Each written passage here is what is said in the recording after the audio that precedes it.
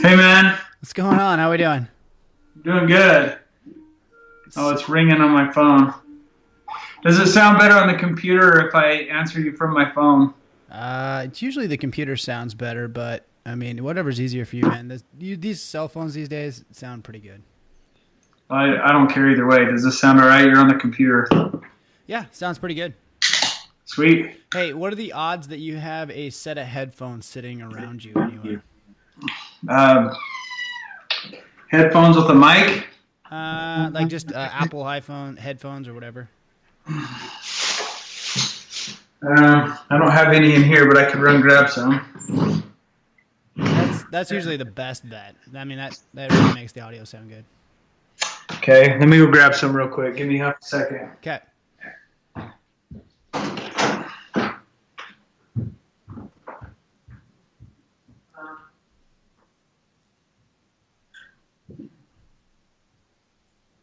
Testing 1, 2, 3.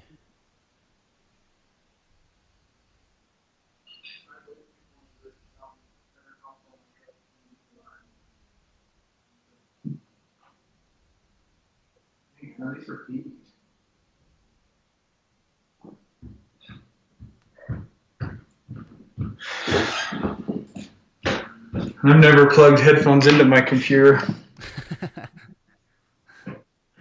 Do you know where a headphone jack is on a Mac? Oh, on a Mac, on the computer, or on the laptop? Oh, I got it. You got it. It should be on the bottom. Yeah, it's kind of on the back of it. Yeah, Does that sound better? Yeah, that sounds way better. Okay. Sweet. Well, welcome to the podcast, man. How you doing? Doing good. So yeah, You? I'm good, busy, crazy, ready for a break or something, man. I'm ready for spring bear. Haven't done any shed hunting. Haven't done anything this year. I haven't really either. I picked up a few, but only because I was out watching them. Yeah. I haven't really gone out and did any miles, really, per se. Hey, that's something I actually wouldn't mind talking about. It's kind of, I was thinking, trail cams and some shed scouting just because it's relevant. Does that sound good to you, or what do you have in mind? No, absolutely. Dude, I have no idea. You know what? I honestly, like, I'm funny? just like some punk guy that has an Instagram account. I don't really, like, I wouldn't call myself an expert in the field. I'd call myself lucky. Well, that's what hunting is, man. It's just mostly luck. But I used to plan these all out and had this like giant plan, and then it always seems to go in a completely different direction. And so I feel like it's a lot smoother to just start talking and see where it goes, and kind of have a rough outline where where we want to go. But at the end of the day, it's just two guys BSing. Yeah, no, and that's why I like podcasts. That's why I listen. Because it's just a conversation between two guys, and it's or a guy and a girl, and it's typically very organic and very nonchalant. Well, sweet. So but is there anything like I need to avoid products? I don't give a shit. Swear. Okay, that's what I was wondering. Swear words, like. Oh no, I don't care. Certain. Okay. I used to avoid. I mean, I kind of avoid it, but at the same time, I after a year of doing this, I just kind of like I'm gonna be me, and that seems to work better than trying to be politically correct. Oh, absolutely. So, yeah. Other than that, yeah, I don't care. You can talk about products. You can talk about any sponsors you want to talk about. Good, great. No, I don't.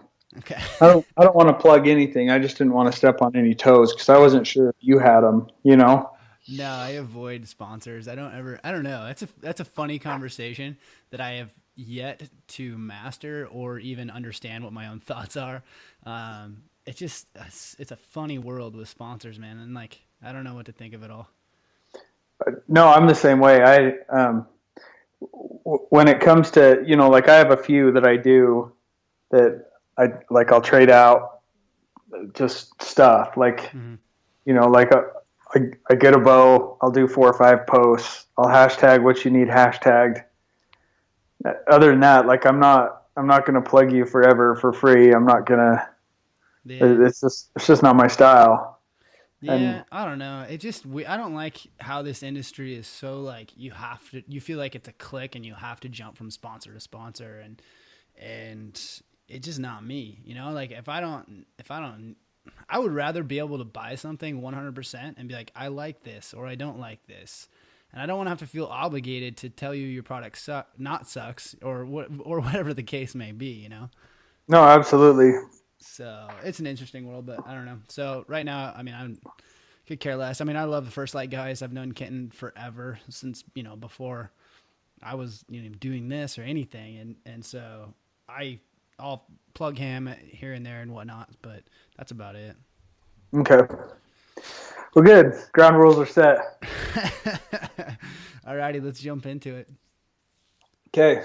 Oh, and then I'll probably do like a pause and we'll start. And then at the end, I'll do a pause and it's just a fake goodbye. And then we'll, close out for reels or whatever.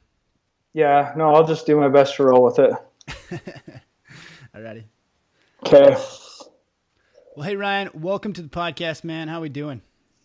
Doing good, Cody. How you doing? Not too bad, not too bad. I'm ready to get out, do some hunting, do some shed hunting. I haven't got around to doing any shed hunting this year. So that's kind of what I'm looking at. I see a lot of people posting pictures of finding some sheds, and like I always get really like, man, I gotta get out there. And everyone's gonna pick them all up before me. I get that like anxiety about it. I'm like, man, I need some more time. You know what's funny? I have friends that just that lose their mind when they get up there and they see boot tracks. It's like the whole mountain's ruined, and it's so funny. I pick up more sheds that I walked by 2 weeks prior than I probably find the first go around. So I just try to go out and have fun. And typically, like shed hunting for me, I'm looking for two particular animals rather than everything that's laying on the ground. So hopefully in the next few weeks, I'm going to make a post of me writing my name on a shed and leaving it out for somebody and maybe doing a prize. Because I just think it's fun that way. And I don't know about up where you are, but Utah shed hunting's it's a craze. Yeah, it's way different than up here. It's a little bit easier to do it down there, and I've done a lot of shed hunting in Nevada and stuff, and it's way more enjoyable when you're actually finding them. If you go shed hunting in Oregon and you pick up 3 in a day, that's an epic day. It's nothing to go multiple times and not find a single shed, and like that's kind of discouraging. And so when you've hunted or when you've shed hunted in an area like Utah or Nevada where they have these winter ranges that a lot of animals are congregating at, like that's so much more fun than going all day and not seeing anything.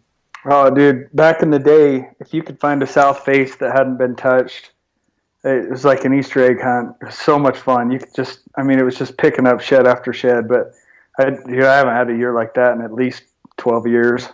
It's been a long time. It's funny. Everyone complains that the sheds are all getting picked up because so many more people are doing it. But you still find, tons of whites, tons of chalks. And I don't know if guys aren't picking up those sheds or what. But it's funny that you still find 1, 2, 3-year-old sheds. And, obviously someone missed all of these for how many years? Well, that's what I think is great. I think it's hard to see brown ones. I mean, for me it is. Like white ones stand out, and so I think a lot of years, like guys just miss them. Like it's just, and it's cool. It's what makes it fun, and that's why I think it's sad people get so upset about areas getting trampled by 20 guys. I still think they miss them, and I still think it's fun to go walk behind them and see if you can turn something up. Well, even if it's an arrowhead, That's so accurate to hunting and to shed hunting both, because the more pressure you have, people start moving so much faster. It's like this race to find the sheds. And I think so many people are just going so fast and hauling ass that they're just walking right by anything. And, slow down. Hey, slow down and enjoy the scenery. And maybe, just maybe you'll see more. Yeah, no, it happens. I think it plays very true. They say the old guy that stays in camp usually kills the biggest buck, and a lot of the times I know I'm the one guilty of running too fast. So it's funny. Oh, absolutely. I don't know how many times, man, I feel like, oh, I got to get over the next ridge. I got to do this, got to do that, and move so fast. And then you realize that if it would have just slowed down, I probably wouldn't have bumped so many bulls. Like, but I don't know. Hindsight's always 20/20, man. Absolutely. So when you're shed hunting, are you, like you said, you mentioned that you were looking for some particular animals. Is that kind of how you do it? You try to find the animal and navigate an area? Because I feel like that's the way I like to do it. Or, in theory, if I had the time like I used to get out there and just watch an animal and like spot and stalk shed hunting. No, you're probably in the same boat as me. My issue is that my time isn't as free as it used to be. And so, Yeah. I got older kids, I got teenagers, I got a company I run, and it's, time's so limited that if I do get to go out, I want to make sure I'm going after something that maybe even an animal I have a relationship with a little bit.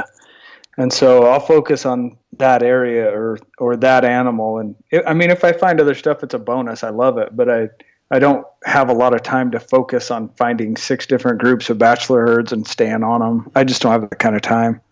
No, and that's the sad reality of life is we're getting so busy that it sucks we don't have time to do, that kind of thing anymore.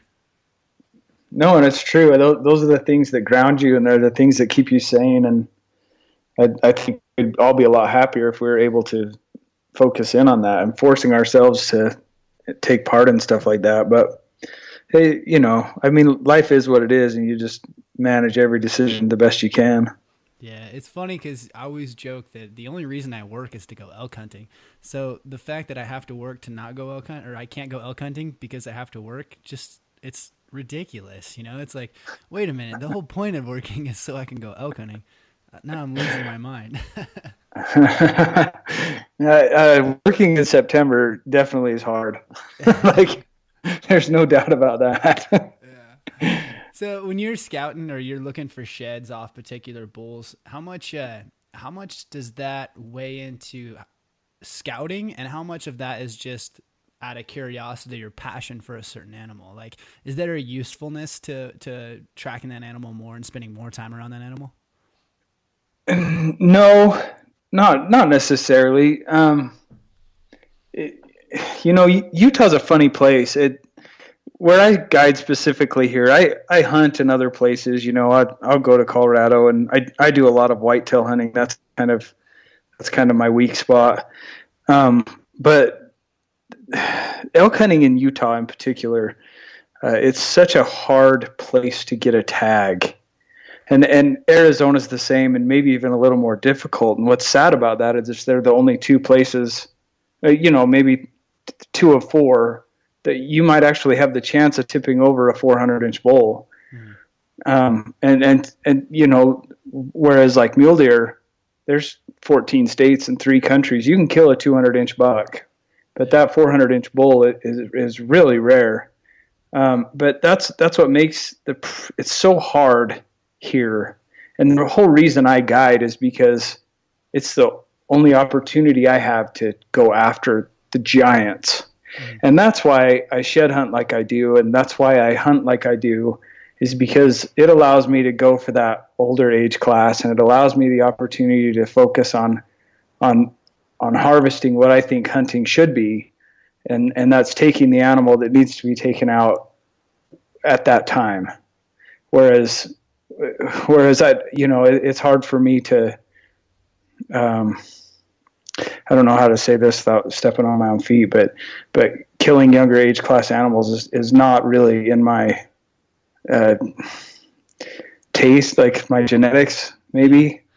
What is it about chasing that 400-inch bull that's just, you gotta do it? Oh, it's just once you finally see one, and I know for certain I've only seen about 5 in my life, and for as many big bulls as I've killed and as many big bulls as I chased, that's still you just don't see very many. The just genetics aren't there, but once you do, it's just a different game. They're a different animal. You hunt them different. You move on them different. it's a different game, and it's a fun game.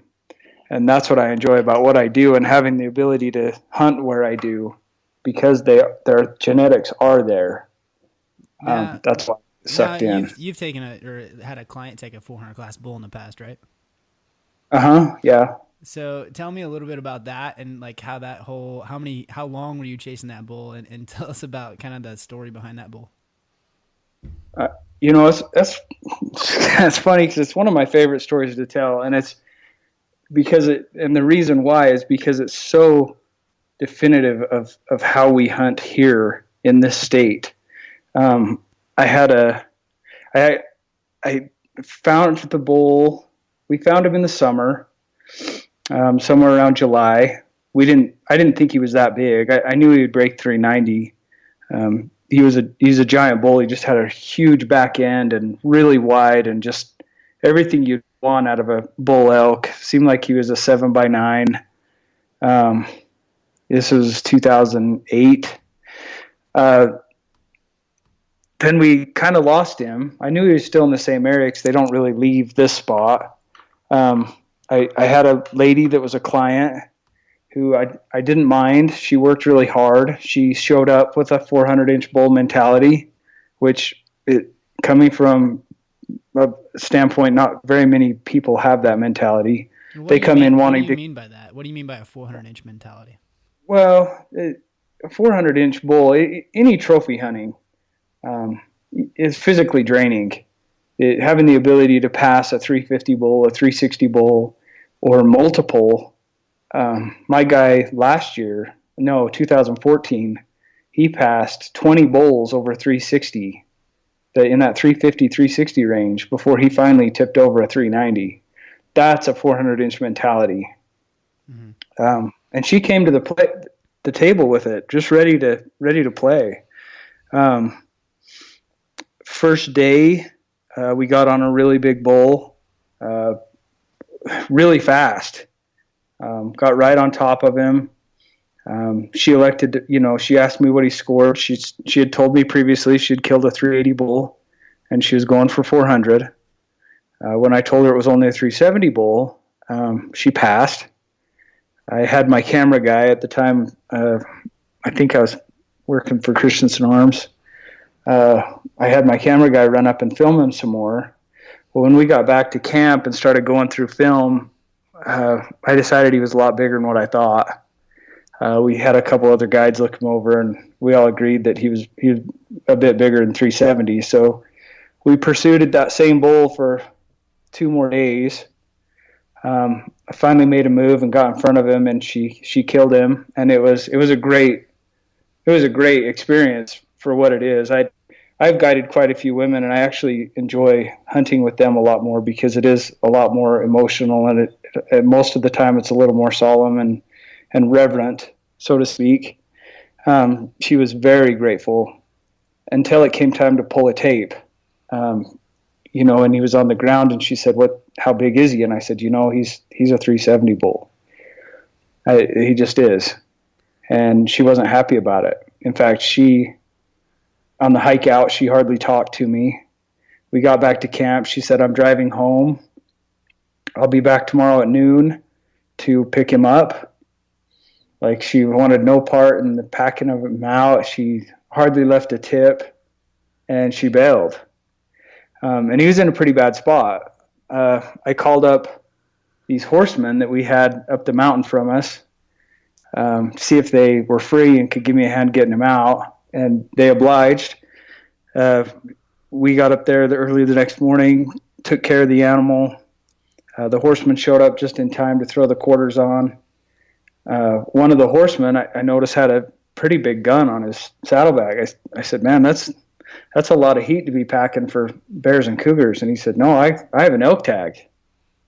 And I said, well, man, what are we doing standing here? Let's go hunt some elk. And he said, well, that'd be great. I was going to ask you if that was okay. And I was in a t-shirt and jeans. Like, it was warm that day, and we were working hard. And I just said, well, let's run. Does anyone have a bugle? And his son pulled out a little reed out of his wallet and said, you could take this, but that's all I got. Because we were just in pack frames and bloody and had knives. And So me and this cowboy jumped off the ridge and killed that giant that I had seen that summer. It took us about an hour and a half. Got in on top of him, and I mean, really just lucked out. And it was just such an amazing experience. He was so humbled. His son had died earlier that year, and he felt like he had played a part in it, and it was just this incredible spiritual experience. The score didn't matter. I mean, he wouldn't have pulled the trigger if he wasn't big. I know that, but the feeling of gratitude was so much greater because he appreciated what it was. And he would, to this day, I still talk to this guy a couple times a year. Every time I talk to him, he tells me thank you. Every time we talk, it's what a cool experience that was, and how humbled he was by the whole thing. And I haven't heard from that lady since that day. That's crazy, man. She came and got her bull, and it ended up scoring better than what I said. And she called and apologized for her attitude, because it did end up going. I think she said 384 or 386, or it was a giant.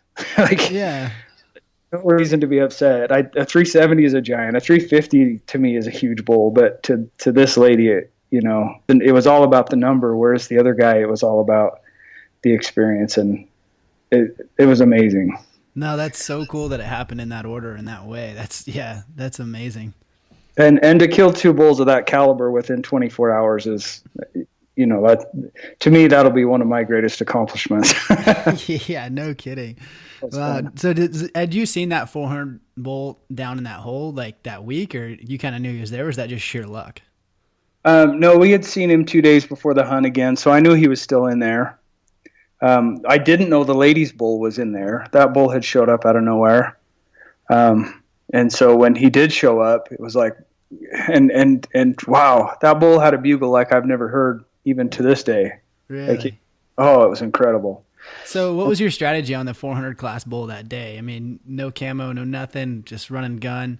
What was your kind of strategy? I know you're rifle hunting, but how did the plan break down? I hunt elk quite a bit different than most guys. If I have my rathers, and this year I'm fortunate. I've already booked a guy. He's running Ironmans.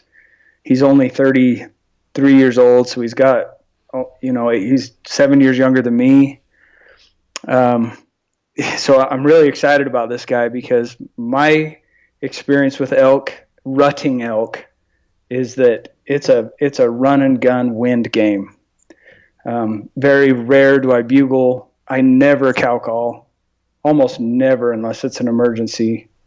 It's all a matter of wind and getting in front of the animals. So if I have someone that's fit enough to do that, the success rates triple, because if you can know the mountain good enough that you can get the wind right and cut them off, it's that much more successful. So, and where I hunt's a little different. It's kind of thick. It's kind of like, southern Utah is a lot like Arizona. I'm on a plateau. There's lots of big steep hills and ridges and 1,000-foot elevation climbs, but it's not like hunting Idaho or Montana, where you're climbing 2,000 feet a day and you can actually use your binoculars. I can't. And so camo isn't even a real issue. Noise, definitely not an issue with rutting elk. Wind is the entire game. And so I hunt them very aggressive if I have the opportunity. So is that strategically for, say, 370 plus bulls, 350 plus bulls, larger, older, mature bulls that have kind of been in the game longer? Or do you think that is an applicable strategy for most any elk? No, it's applicable to all. I think, obviously I call in way more 350, 330 class bulls than anything, just like anybody else. If you're bugling, if you're calling, that's the game. Those are the bulls that are more aggressive. Those are the bulls that are more interested in cows. Your older bulls have a different game to them. Your older bulls don't typically run a harem of cows, and if they do, a lot of the times it's later in the season. What most of the time their game is to skirt the herds like a satellite bull would, but a little more laid back. They don't want to fight. They just, once they smell a hot cow, they go in and hook her without ever fighting, because their presence is just that much more dominating. Mm-hmm. And so they'll come in and hook out the hot cow, do what nature tells them to, and let her go again. And then they go about their day like it was the day before. Yeah. And elk are very, very routine. Their diet's routine. Their patterns are routine. They all go up in the mornings and they come down at night. And it doesn't matter if you're in Colorado or New Mexico or Arizona. Like it's very routine. Huh. And so I think there is a different game when you're hunting the giants, but I at the same time it's the same game. It all works the same. And if you're fit, if you spend a little more time at the gym and taking care of yourself, as far as elk are concerned, rutting elk, you have the upper hand for sure. It's funny. There was a bull we were chasing in Montana and we could glass him up and look at him in these parks. And he was 390s, he was up there. I don't think he was quite 4. But you could watch this bull and he would be 100 yards from the herd, and a 330 bull was screaming, going nuts. And this 390 bull would feed like nothing was going on. I mean, other bulls would come running in. It was just complete chaos, like a rutting behavior. And this other bull, this 390 bull, could care less. And I'd asked a biologist about it one time, and he seemed to think that their testosterone may be lower as they get older. I don't know if that's the case, or if, like you said, they're just that much smarter that he knows he can come in and pick up a breeding cow anytime he wants. There's a biologist, I think he's in Oregon, Oregon or Washington. His name's Valerius Geist.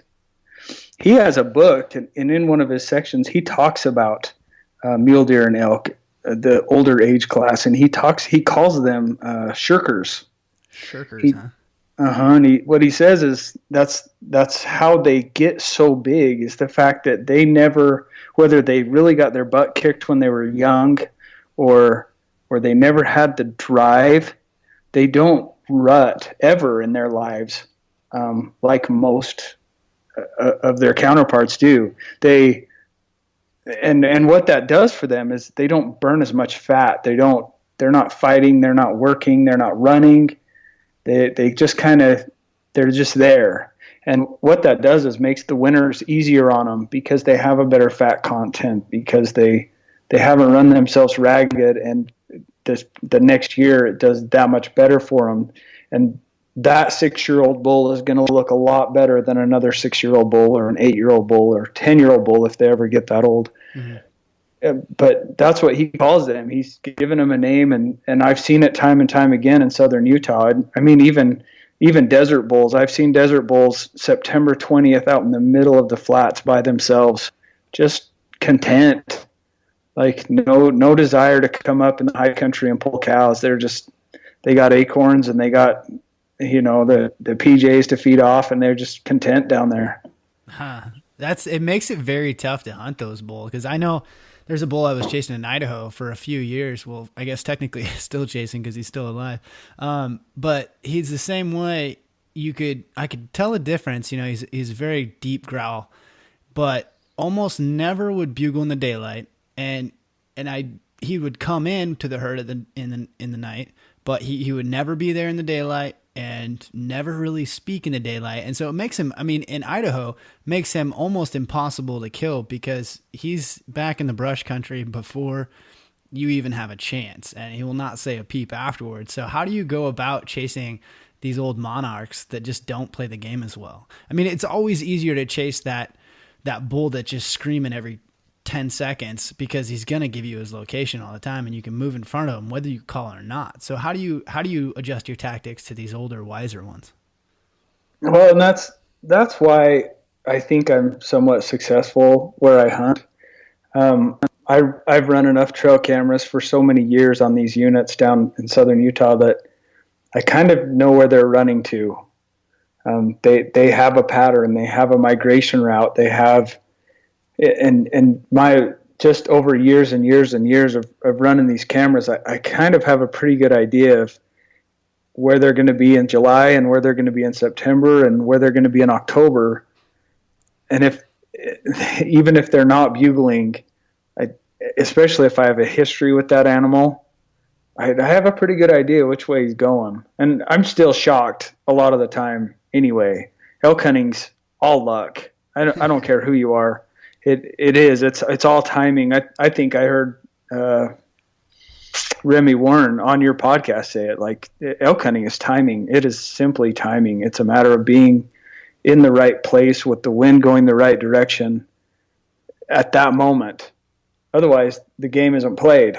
Yeah, absolutely. And it's spot on. That's the way it goes. And so even knowing what I know, I still am shocked. Like I thought I had a bull last year that we were pursuing hard on the archery hunt, disappeared through the early rifle. And then in October, I was checking my cameras, and on the muzzleloader hunt, he had moved into an area that was 27 miles from where I was hunting him during the archery. I mean, he just got up and cruised, and it shocked me how far he had gone in 25 days.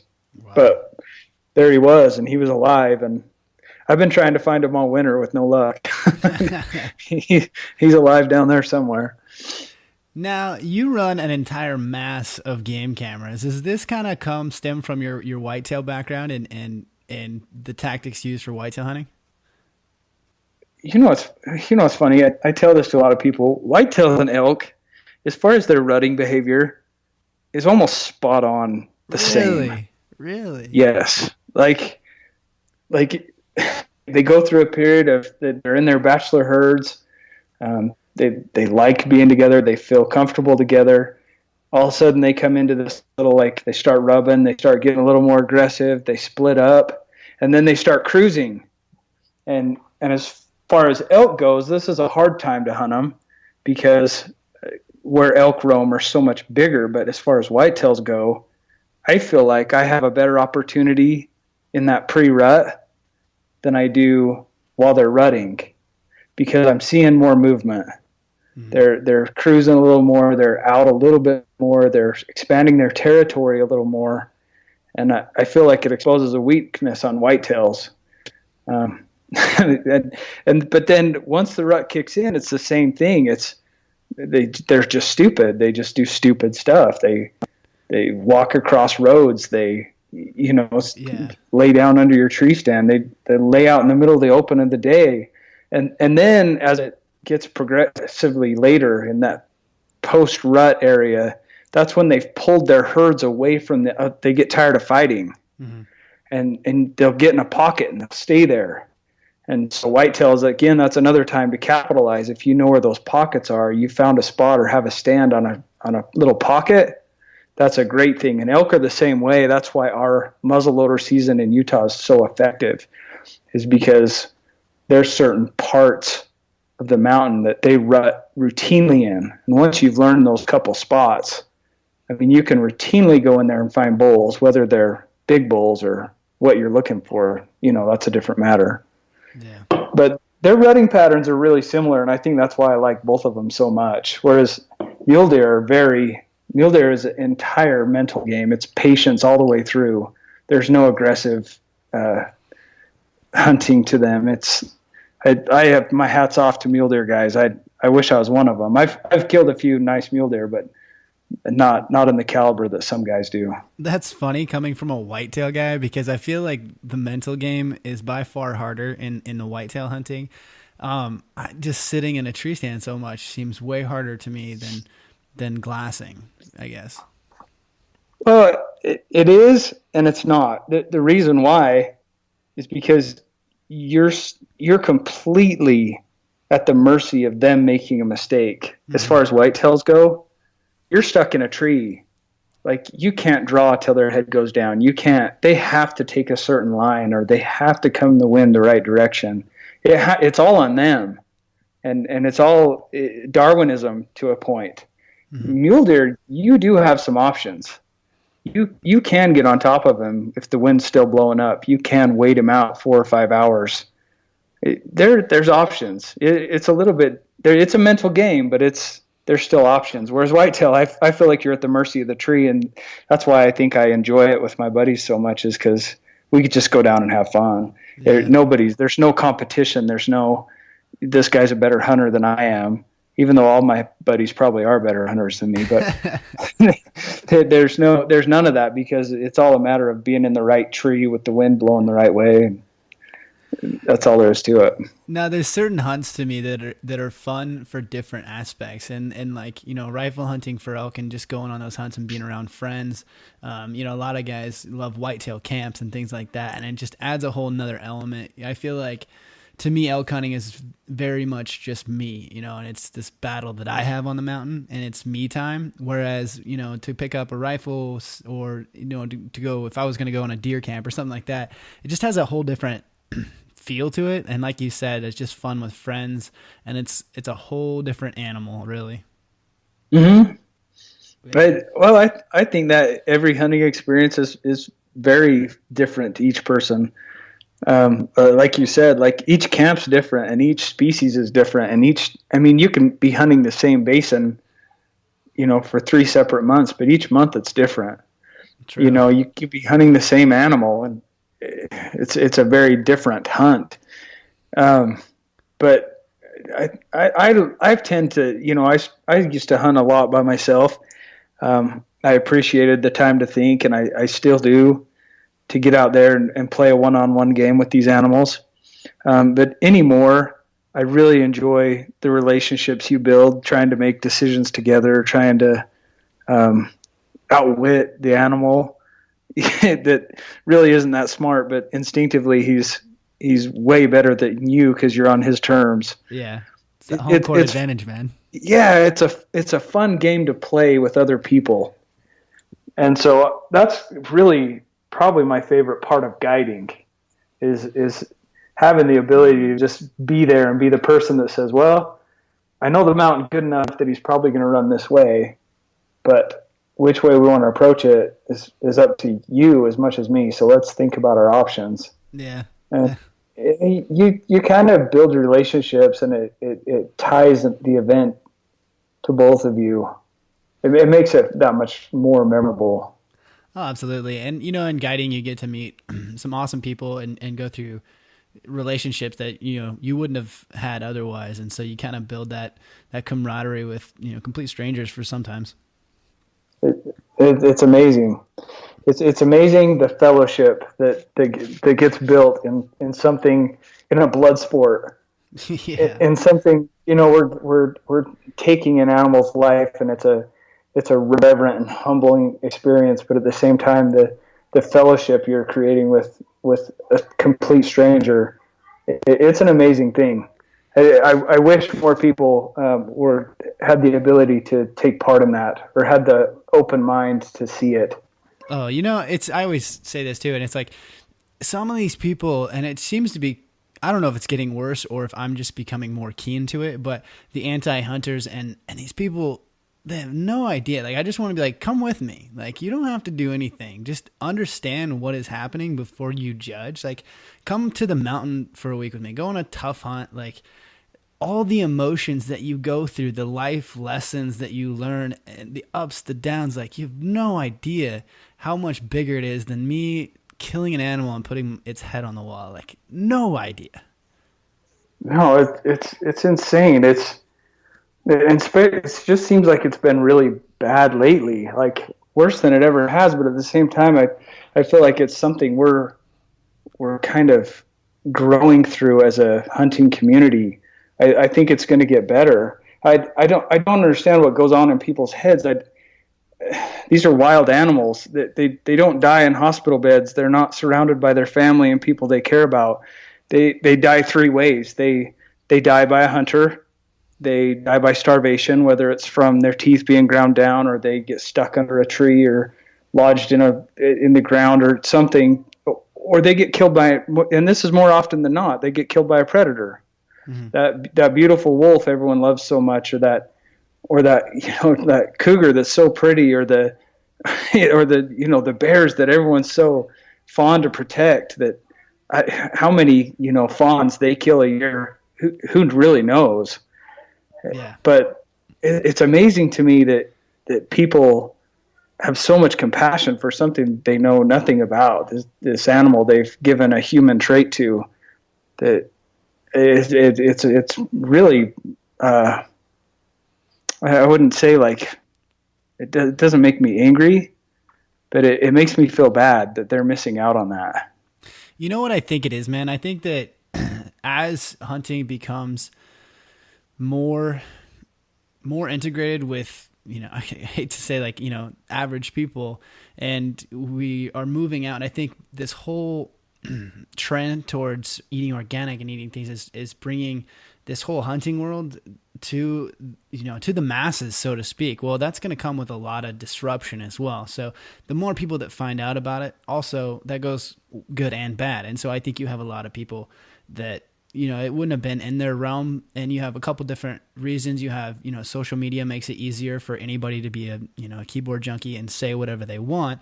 But also, as this community grows out into being widely accepted, we're going to have a lot more people that aren't acceptant of it. And I still think it's going in the right direction, and you can't hide from it. But like you said, man, it's disturbing that these people have no idea, A, how the world works, or B, anything about these animals. Like, I don't know anything about underwater basket weaving, so I'm not going to sit there and tell you whether it's right, wrong, or indifferent, because I just don't know enough about it. And that's these, anti-hunters, they don't know anything. Like, educate yourself. That's the only thing. It's like, and you can't talk to anybody because you're like, good luck trying to sway them in another direction. No, there's no use in converting anybody. It's a funny thing. It's kind of like zoos.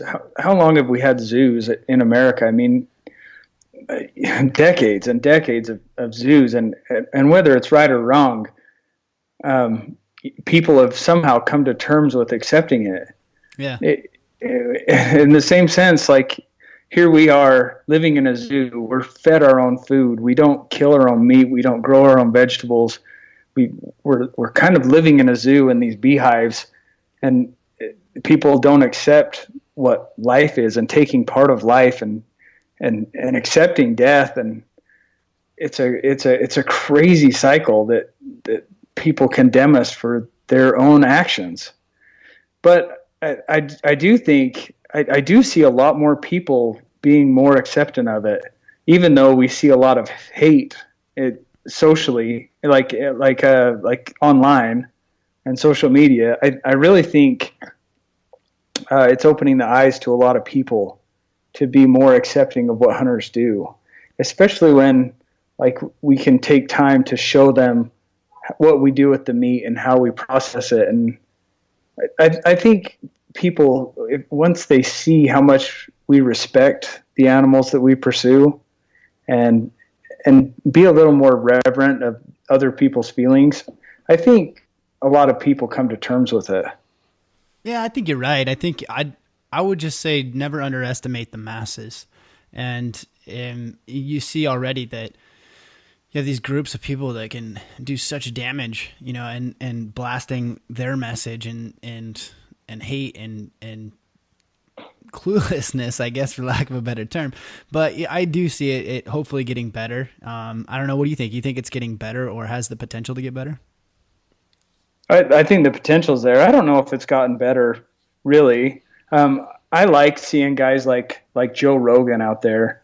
I really have enjoyed listening to his podcasts and his concepts on hunting, because I love his attitude. I love that he doesn't take it from people. When people get on his Instagram and start talking about, how could you kill such an innocent bear? He gets on their Instagram and says, "What are you feeding your dog? Do you not realize that animals died for the food that you're feeding your dog?" And he jumps right back on them. Like, yeah, hey, what I'm doing isn't bad. At least I'm owning up to the animals that I'm eating. Like, I've taken part of the process of killing that animal, and I actually think about that every time I eat them. Whereas you just go buy your meat at a store or buy your dog food at the store and don't even think twice about it.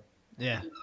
And that's the thing is they don't. I mean, people just don't even realize that meat does not get made in the back of the store. Having said that, it's probably only about 10 years before we're actually just producing meat from beef cells, and God help us then. But, who knows? Yeah, no, that's true. It might happen. I think it and will. then I think that's a point when hunting is going to take a new role, because people are going to start realizing that conservation really is key, that we share the planet, and these animals are going to start starving if we don't start thinning them out, or the bears are going to start taking over New Jersey again because nobody's hunting them.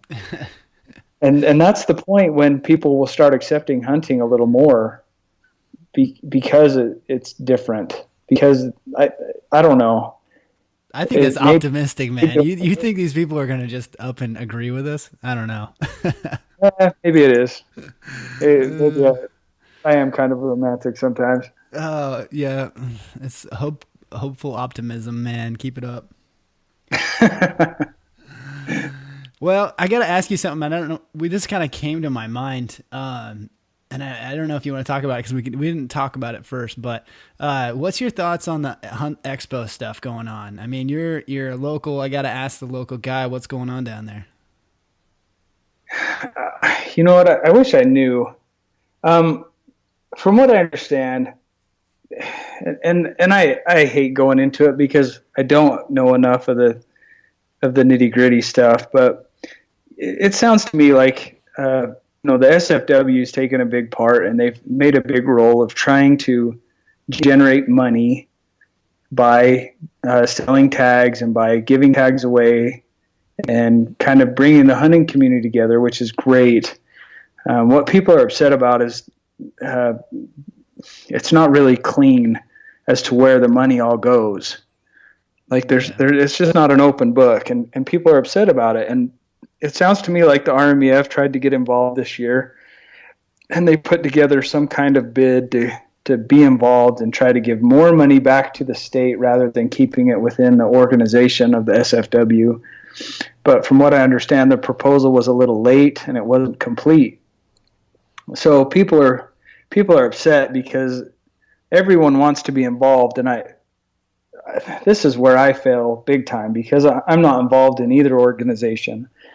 Not that I don't trust them, but I've never liked, like for example, the RMEF. I always felt like they had all this money coming in and all the support, and yet every month all the projects that were lined out in the magazines that came in the mail, nothing ever came to Utah, ever. Yet Utah had some of the biggest chapters. Yeah, like it was all going elsewhere, and I always just thought, it's kind of bull. Like, we need help here. We have all this area that's getting taken up, and we had a couple huge fires, and we could use some help. But the money was going to a project in Montana or planting elk in Pennsylvania. SFW kind of does the same thing, but I think they're pretty transparent in what they do.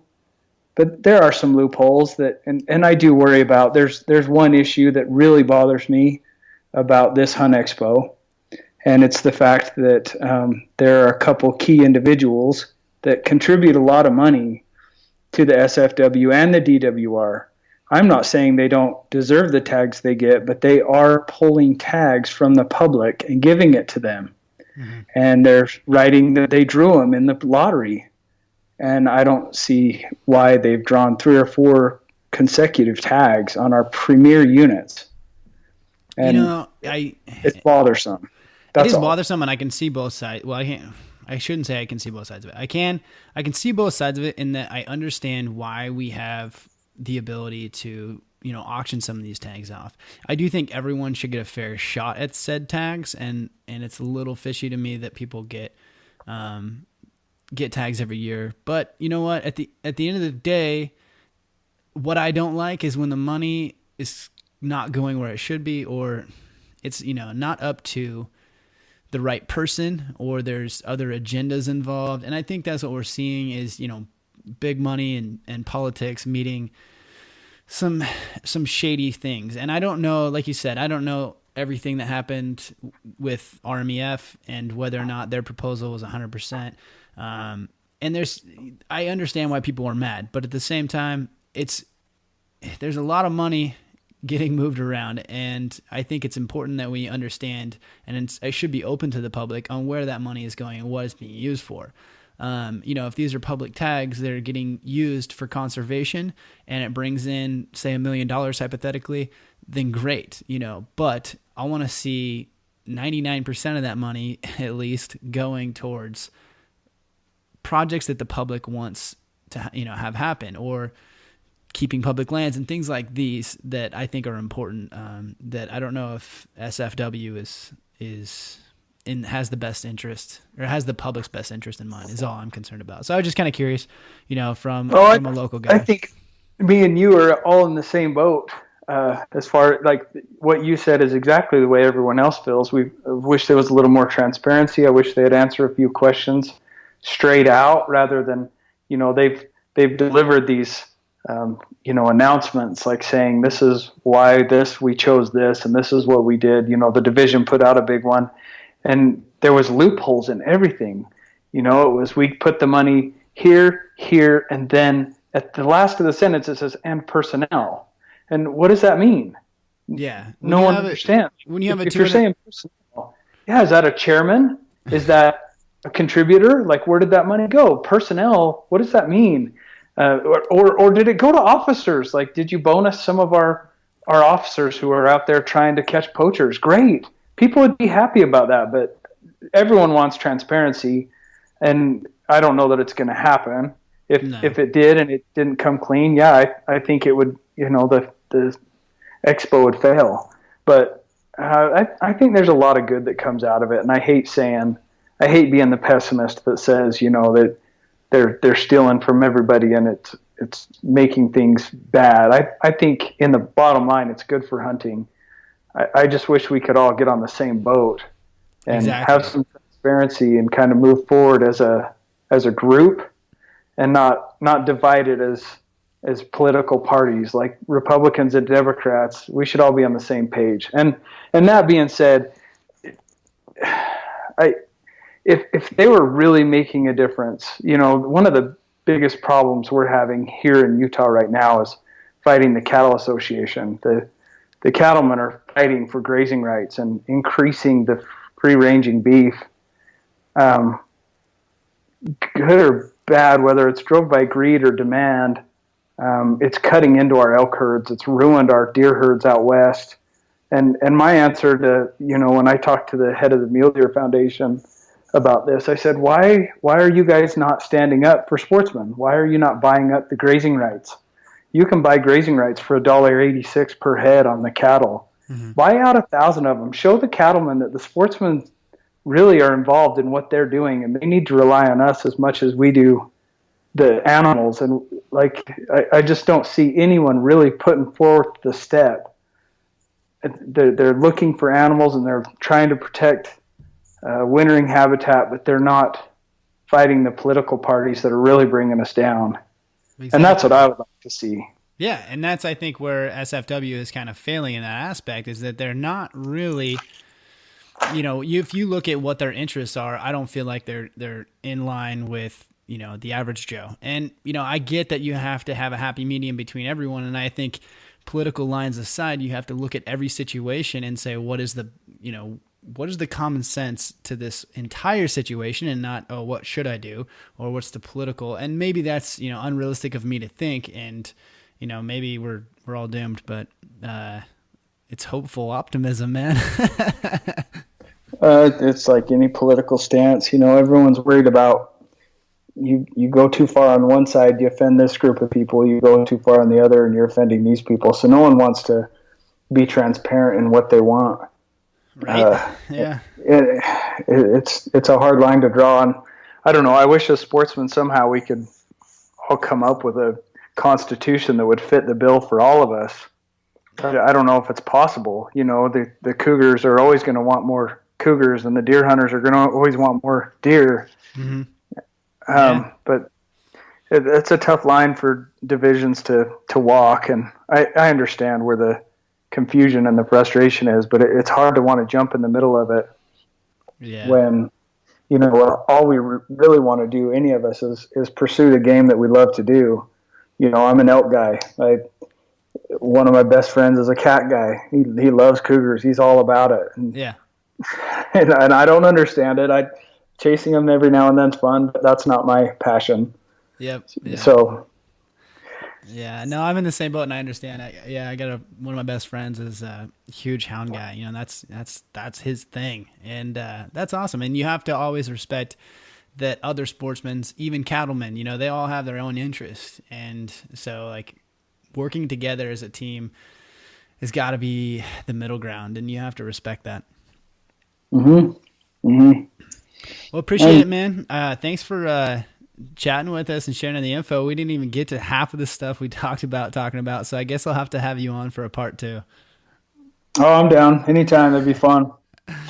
So where can guys check out more about you and what you're working on? You know what, I really don't do a whole lot. I run that Instagram just because I love elk hunting. I only guide 1 or 2 guys a year. That anymore, it pulls away from my whitetails or my family. And so I don't push products and I don't push hunting all that much. But my Instagram, my camo photo, any of that, it's all Ryan DC Outfitters. I love having people on and I love hearing people's perspectives. So, yeah, that's where people can find me. That's awesome, man. And I'd love to have you on and I'd love to learn some stuff and become a little bit better hunter every time I talk to someone. So that's the whole goal. Become better, become more knowledgeable, and appreciate it, man. You bet. Anytime. All right, we'll chat to you later, man. All right, we'll see you. That went good, man. Good. Was there any feedback from my kids fighting in the background or anything? Barely. It's fine. All right, good. I was a little worried about that. Oh, Phelps and I have done interviews, and he's like, hold on, I got to go beat some kids. So what do you put in for points here in Utah? Yeah, I just been buying points, so I don't know what I'm gonna do, man. It's like, feel like it's so far out there that I just buy points. Worry about it. I don't even know if it's worth it. Like by the time I catch it.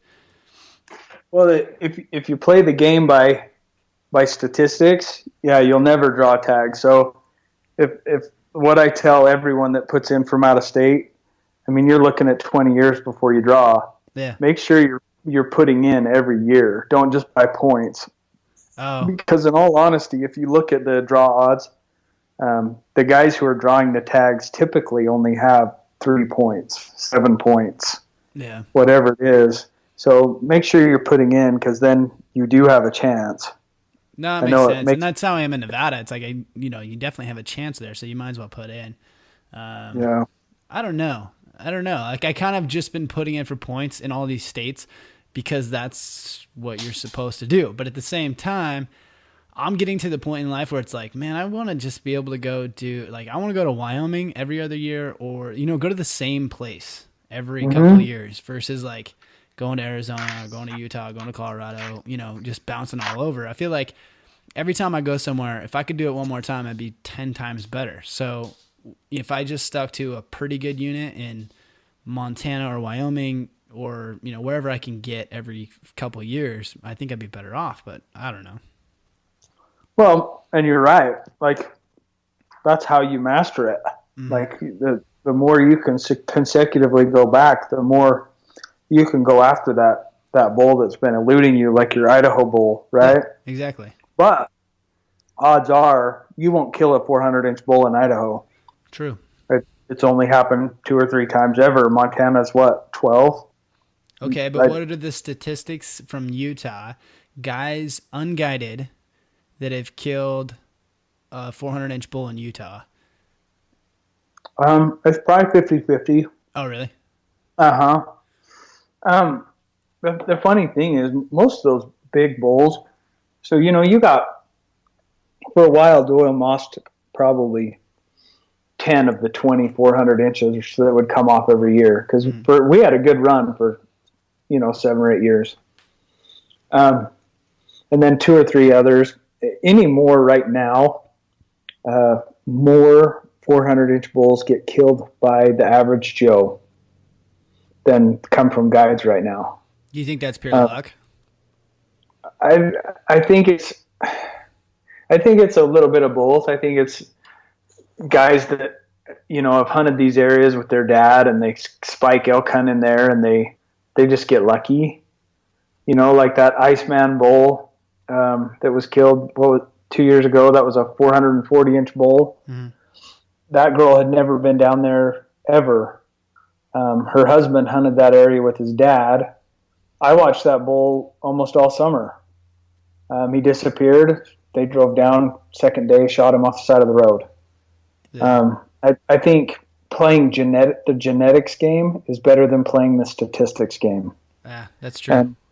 And southern Utah, well, it's just mule deer, whitetails, elk, it's all the same.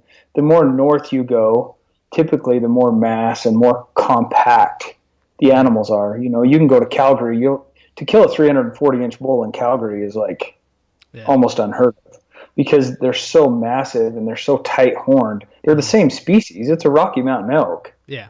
But it's just colder up there, and their whitetails are kind of the same. They get these big, massive racks, just like the broader buck up there. That buck was points everywhere and just huge mass, but it was only 20 inches wide. Mm-hmm.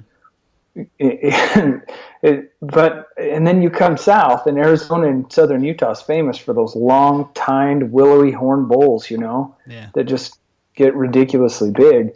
I don't think I've ever killed a bull over 7 years old off the boulder yet. Wow. I think I've killed one 400, 3 390s, and 6 380s, and multiple 370 60 class bulls over and over, yet I don't think any of them broke the age of 7 ever. I just think it's genetics. Yeah. And so if you can play the genetics game, go to units that typically have produced those monsters, like you can kill a younger bull. And that's why I'm always so optimistic. Like that Wes Hogan kid, his wife killed Titus last year, and then he guided another 406 bull this year. And he's like, I can't guide the boulder this year. I don't have any big bulls.